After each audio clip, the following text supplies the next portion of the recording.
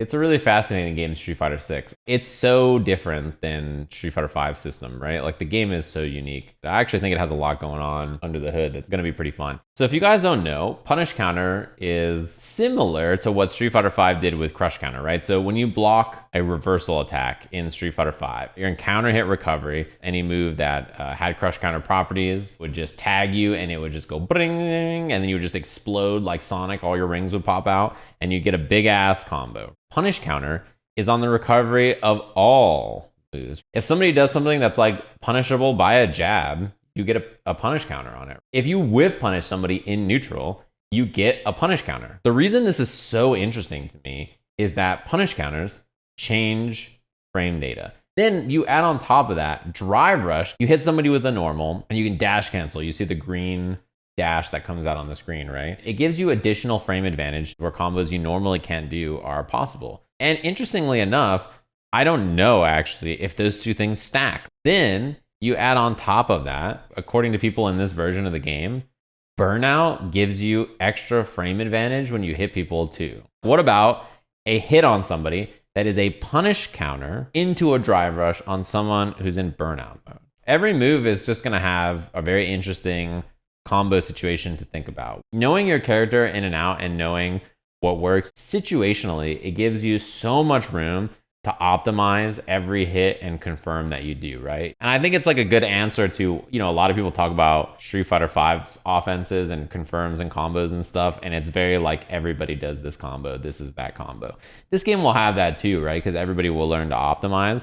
But at the same time, optimizing around all of these like punish counter moments and drive rush and regular counter hits and burnout mode is so much to keep in your brain. One of the big complaints about 5, I think, from people, it's like a frame data memorization game. It's all about knowing your turn, their turn, how plus is this, how plus is that, etc. In this game, with frame data changing all the time and you being able to like freestyle and just do your drive rush and you have new combos, or do a punish counter off of a whiff punish and you have new combos or whatever, it's not as just, oh, you must know this, this, and this. Like you have a lot of room to explore that's interesting.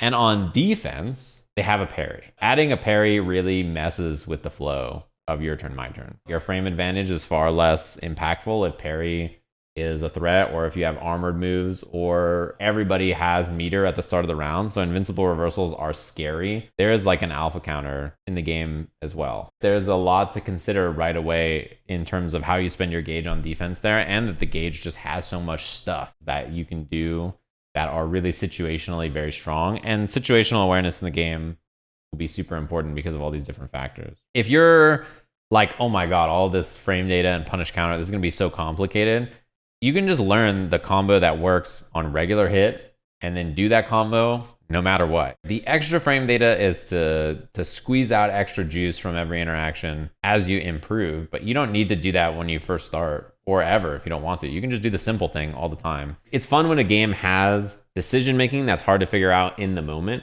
because then optimizing your play for long term is not just like you do the best combos and you do the best mix ups and you do all this, but it's also improving your situational awareness and more correctly identifying situations where you should spend more or less meter. And if the choice is hard to figure out, even when you're watching in hindsight, then the game has decision making that's pretty complex. And Info tweeted a couple of good examples about meter.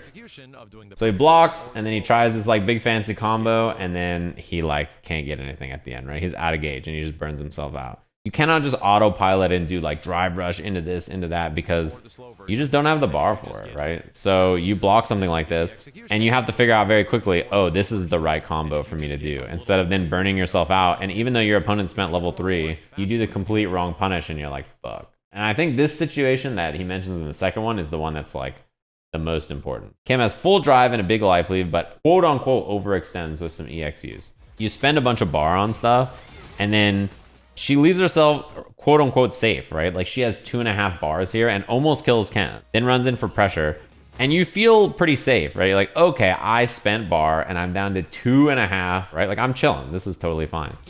So then she gets cornered by a back throw or whatever, right? She tries the drive impact, she tries the parry, and then she gets back thrown into the corner. And like this position where she's like blocking stuff and like stuck here, where originally, she gets crushed into the super. Her gauge is like now run out. She had 2.5 bars, which feels like mega safe. And now she's burnt out, right? And then you get stunned. So you think to yourself like, okay, I'm fine. 2.5 bars is like a ton of meter. Like I should be totally okay. But then you get hit by like 1 or 2 things. Suddenly you're just out of gauge in general. And you're like, oh, fuck. So it's hard to say even in the moment, like, should I have saved 3 bar? Like how much is safe to be in the corner? Should I have not spent anything, kept my meter that whole time? Or like, should I have not done any parries or anything like that? Or like, what's the deal, right? Who's to say that spending and keeping 2.5 bars is not enough gauge? If you don't get hit, you'll build the gauge back really quick and you'll be fine. If you do get hit, then like, uh-oh. Even though you have this big life lead, is the situation that much better if he has all this resources to work with, like full resources and all this drive gauge, and you're to the wall with almost no drive gauge, right? Who's actually in a better spot? It's interesting to think about, you know? It's not just, oh, I did the wrong combo, or like I missed a whip punish, or I missed this. It's like, oh, I could have also improved this decision by not spending my gauge on this, or I could have improved this decision by like walking away and like avoiding the throw, or I could have improved the decision by not trying to drive impact out of the corner, or like risking it on a parry. I could have just blocked. Or like some people are just gonna be like, fuck it, I'm spending my bar, I don't care what happens. Burnout, who cares? You're dead. It forces an interesting mind game around how much or how little, or are you willing to pop or not. It's fun. It gives you something additional to think about besides just your own gameplay. I also think that parry into drive rush being 1 bar is absurd. If you guys don't know what I'm talking about, drive rush normally is 3 bars, right? You do a normal and then you dash cancel and it costs 3 meters to do a drive rush. Parry in a drive rush, you can do in neutral, right? So Ken just does parry in a drive. Like look at the startup on this parry. It's like instant. He is walking forward, parry drive rush. Did you even see the parry? And the normal he does out of it is going to be like a drive rush normal with extra frame advantage. That is wild. I don't know if that can be 1 bar. I mean, why would you regular dash when you could just like do this and then have extra frame advantage? And like Ken hits them and he's already going to be building back some of his bar, right? That seems too feral for this kind of a game, no? Yeah, it really does feel like Street Fighter 6, they were like, man, we made some mistakes with the last video game. We understand.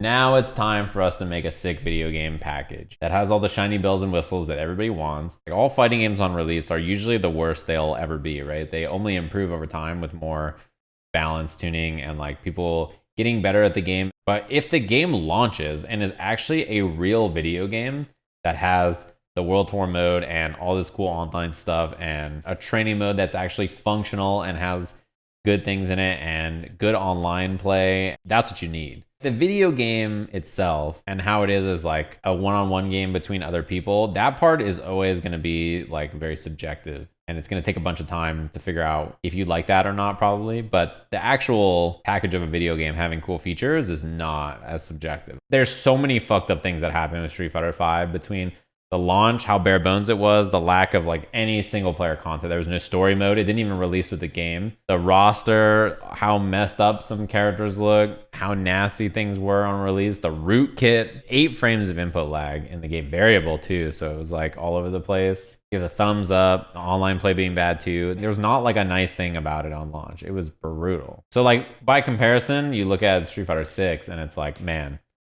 they do not have a high bar to clear to make it so much better, right? Listen. Nah, this character is already, I can already tell. You're going to be fighting the Wi-Fi Kimberly players with 8 rollback frames, just like flying around, just teleporting half screen away and shit, bouncing off into, like, nah, bro. I don't need this shit in my life. Super laggy Kimberly player, GG's, man, big fan. Playing on their Intel integrated graphics card, running the game at 5 frames per second, like, oh, close, almost had me.